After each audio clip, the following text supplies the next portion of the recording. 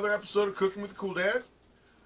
We are doing something a little bit different today, but before we start cooking, well, you see my neighbors pulling in behind me, or pulling out, I couldn't tell by looking at the screen. I want to touch on something real quick. Down below in the description and in the pinned comment, there is a link because the Cool Dad, that would be me, is in a contest, an excellent contest, sponsored by Favorite Chef, and it takes your votes to get me there. So all I would ask, click that link, give me a vote for Favorite Chef for 2021. If you would like, whether you're stateside or not, there is an option to buy extra votes, and I say buy in quotes for a reason. It gives you the option to donate to Feeding America, which is a nonprofit that helps to eliminate hunger in the United States. And for every dollar you donate to them, you get extra votes for yours truly, I would hope. I greatly appreciate it. Yes, there is a cash prize. I'm not hiding anything. I'm not going to lie. That would definitely ease up some things that were caused by this pandemic. To be quite frank about it, yes, it would. But honestly, what I want the most out of this, I want the exposure from the write-up in the Bon Appetit magazine, because from the beginning I've wanted to take this show into something that can go into everybody's home any day of the week. A syndicated cooking show to show you that you can make amazing food at home, that you can have fun with food, and to really get to people to come together over good food and start to heal our social issues. That's how it works, folks. It starts small. It's that whole butterfly effect that everybody likes to talk about. But if we start small in our own kitchens, why can't it change the world? Good question. So pop down below, description, pinned comment, throw me a vote. If you'd like to donate to Feeding America, throw me some extra votes. I am 100% okay with that. It's a great organization. I have done my digging on it, and they are a solid nonprofit that does work to end hunger in America, which is it's a real issue here, folks. So thank you ahead of time for any of your votes. It is always appreciated. You can vote once a day, every single day, up through the 26th. If I will do my best to take the links off when the voting's done.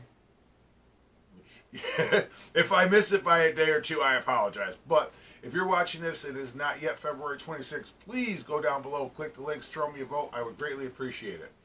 Now back to our regular scheduled cooking. This is somewhere between cooking and baking. This is a fun snack that you can make for friends and family, whether it's watching a game, hanging out, shooting the breeze, playing cards, any little fun social activity you do around the house. We're going to make pretzel bites. And I'm making two kinds today. One is going to be a beer cheese filled pretzel bite. The other one is going to be chorizo filled pretzel bites. I'm married to a Puerto Rican. What do you expect? Actually, last night she whipped up some really good chorizo and eggs. I unfortunately was stuck with some work and wasn't able to get to cooking last night, but she covers admirably well. And some of that chorizo was left over, so when we were talking about it today, she said, "You should put some chorizo in those." And I said, "Genius!"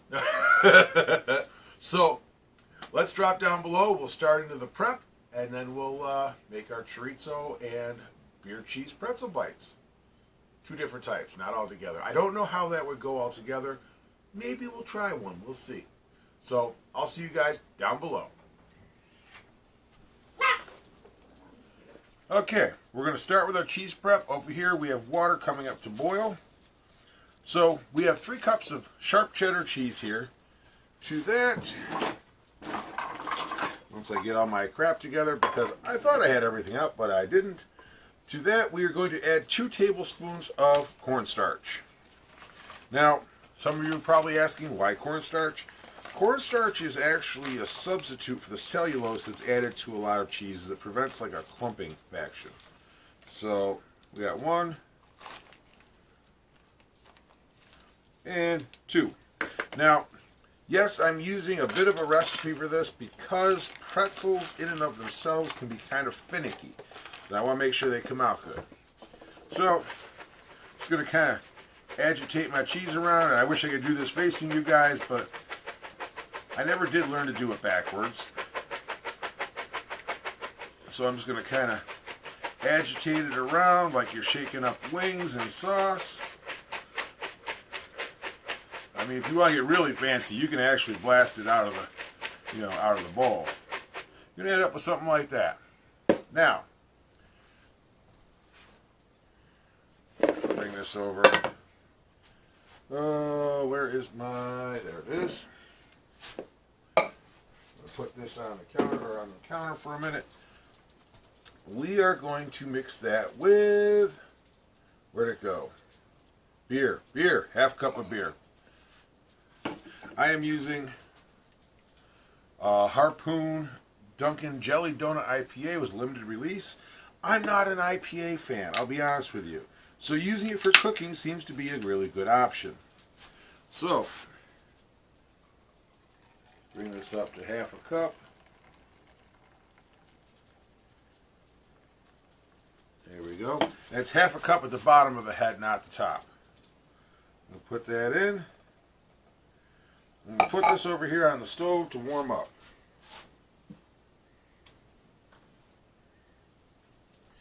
Now, with the beer and cheese, you want to have it warm, but you don't want to burn it. So you have to be very careful with that. You keep an eye on it.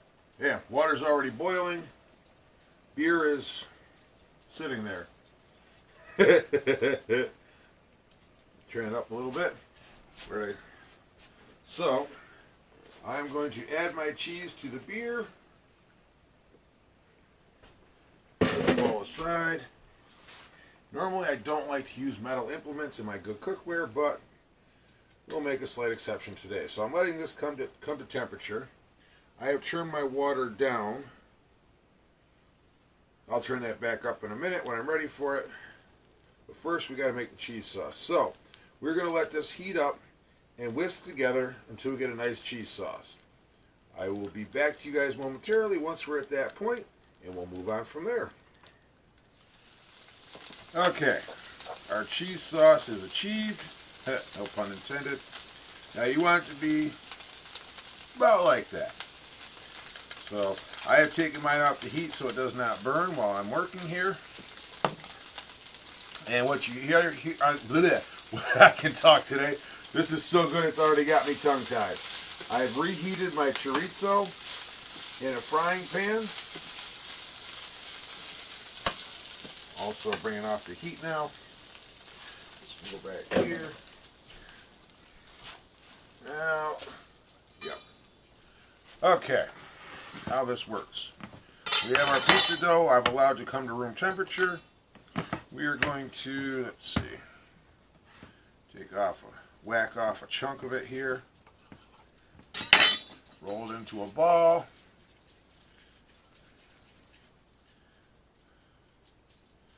We want to get it nicely into a ball. Don't be afraid to get rough with it.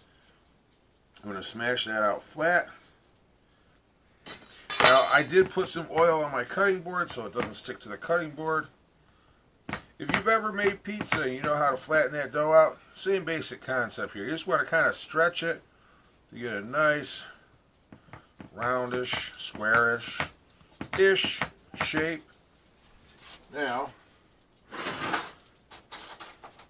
going to take a spoon. Yes, I know, metal implements again. Get a scoop of my cheese. Dollop that right in the middle of it here. There we are.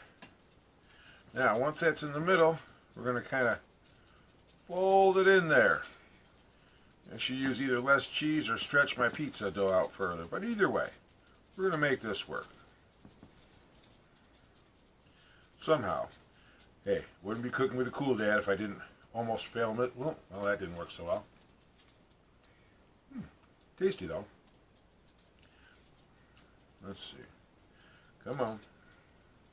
Trying to stretch my pizza dough out better. You basically want to get it fully enclosed in your pizza dough. You know what?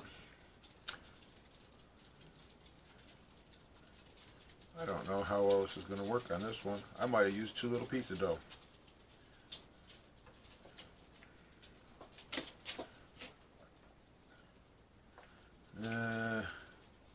I'm going to cut out some of this.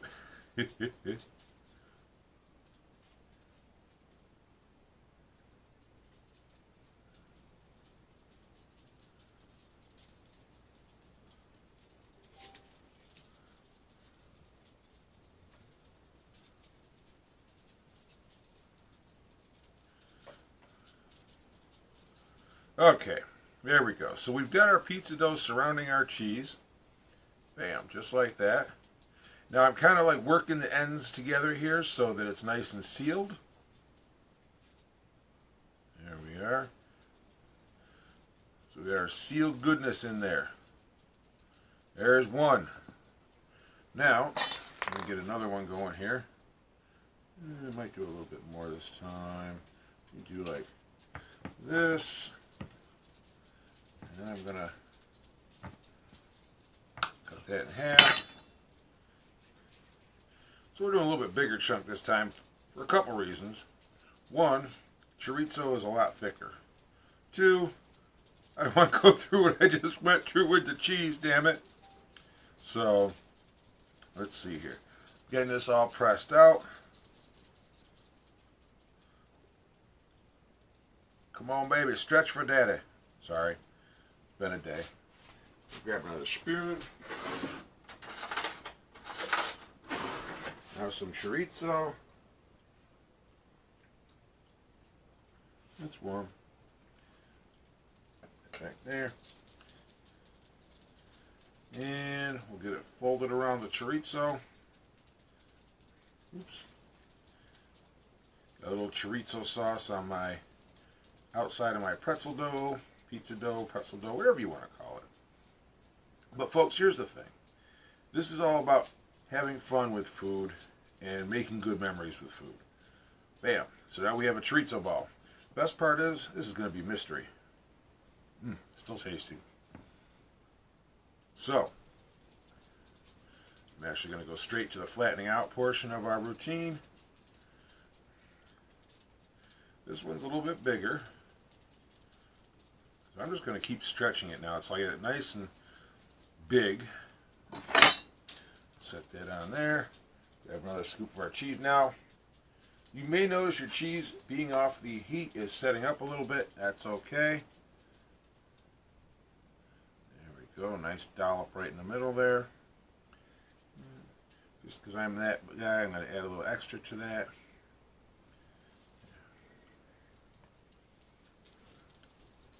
We're going to bring our corners up. Now that I'm starting to get the hang of doing it again, it's been a minute since I've made these, but they popped up in my memories on Facebook, recently, last day or two, and I've had the tab sitting open on my computer at the creation station, which is where I do all my editing and such, and I was like, that just sounds like a good idea. So there we go. Now, I need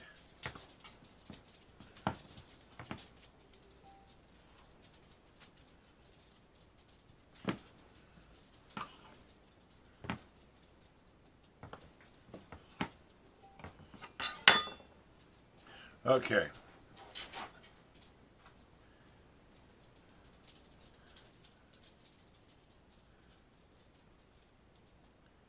There we are. Okay, so get this out of the way again.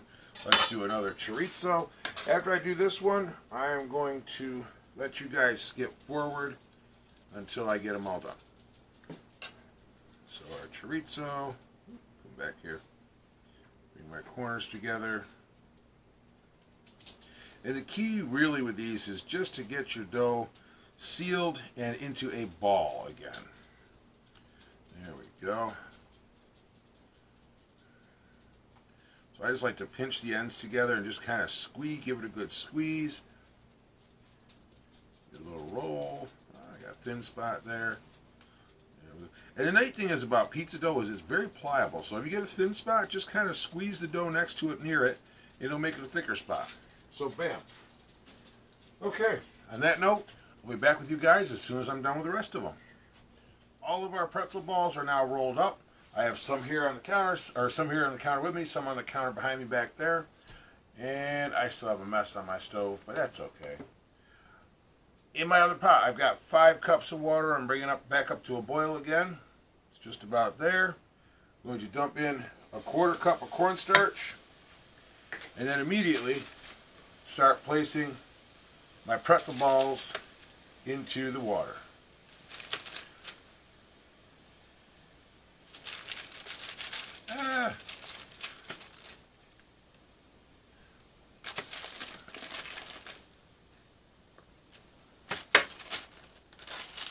There we go.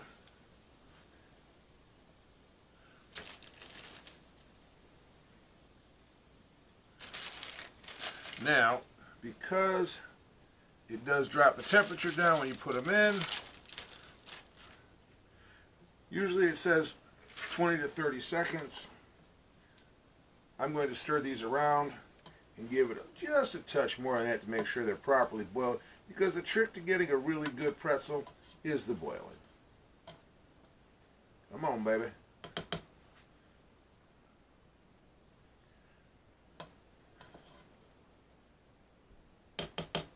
And I can't see a damn thing. Nobody's here. It's next door, guys. Woo! I feel like the current viral TikTok. Police officers down south. Whee! Okay. I'm going to take them out and pop them back on the waxed paper.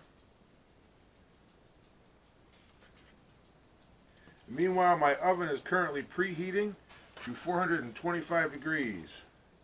And this is going to be a mess from hell, isn't it? I don't remember it being this messy last time we made this, but that's okay. Messy tends to being good. Scooping out foam and putting it in the fry pan, which is empty at the moment. There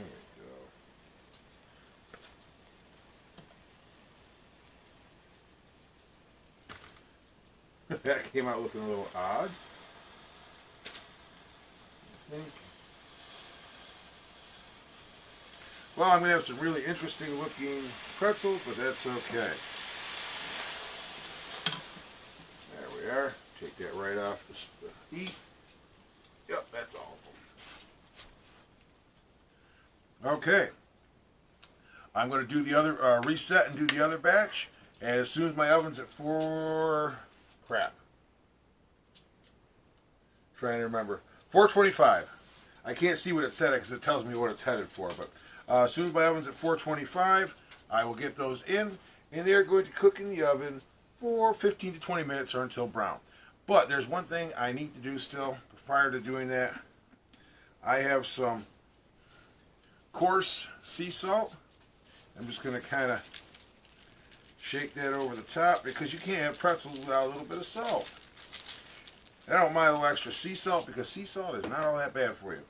So anyway, I'm gonna clip over. You guys will see me when I'm getting them out of the oven. Okay, I lied. One last step I forgot. I remembered in time and went back and did it before I put the other ones in the oven. You want to combine an egg and some of your beer. There we go. Scramble the hell out of the egg. Add in some beer to it, and just kind of wash your pretzel, your future pretzels here. Then add the sea salt. I knew I was missing something, but sometimes it takes a minute. But again, a little bit of sea salt. It actually smells good, and I don't like IPAs. So we're going to pop these in the oven, and we'll be back when they're all done. See you guys in a few. Okay, guys, so I was going to do a down below, pulling them out of the oven, but they finished at different times, so here we are. I do have a couple of the cheese pretzel bombs here. Oh yeah, that's what I can get into the camera there. That looks so good. Oh my god. Yep. There's a hint of that IPA coming through there, but it's cheddar cheese and pretzel all the way.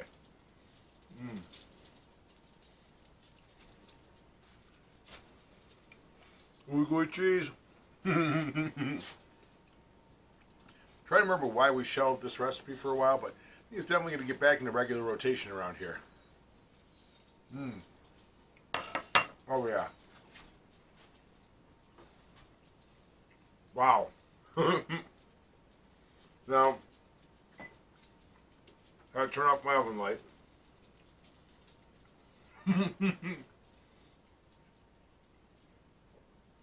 Lots of chewing. Anyway, I'm not going to eat the other one right this second because I want to talk to y'all. Overall, about 45 minutes start to finish. Not bad for a snack, and I made them kind of big, I'll admit. You make them smaller, you make them bigger. Just have fun with it. You know, throw them out on the table in a basket for people to munch on when you're playing cards, when you're having a little get-together, watching a game. I think those still happen. Congrats to your sporting team for going out onto their proper sporting field and sporting in the appropriate fashion.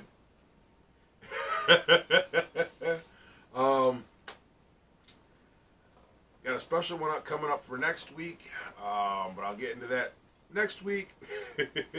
Again, though, take a look at the link down below in the description, the pinned comment.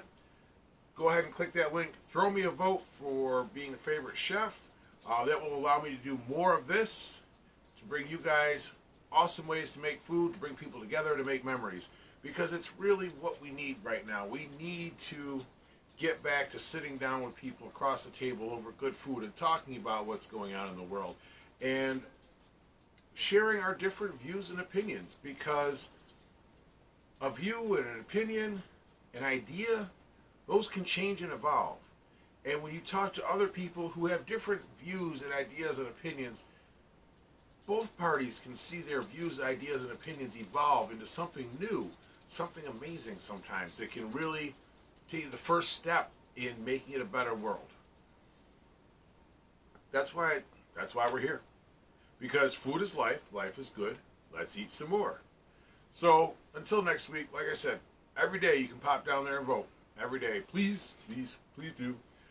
Actually, even before you like and subscribe, please go vote. So until next week, though, I will catch you guys then. Be kind to one another. I'll talk to y'all later. Now I'm going to go eat some more pretzels. Hell yeah.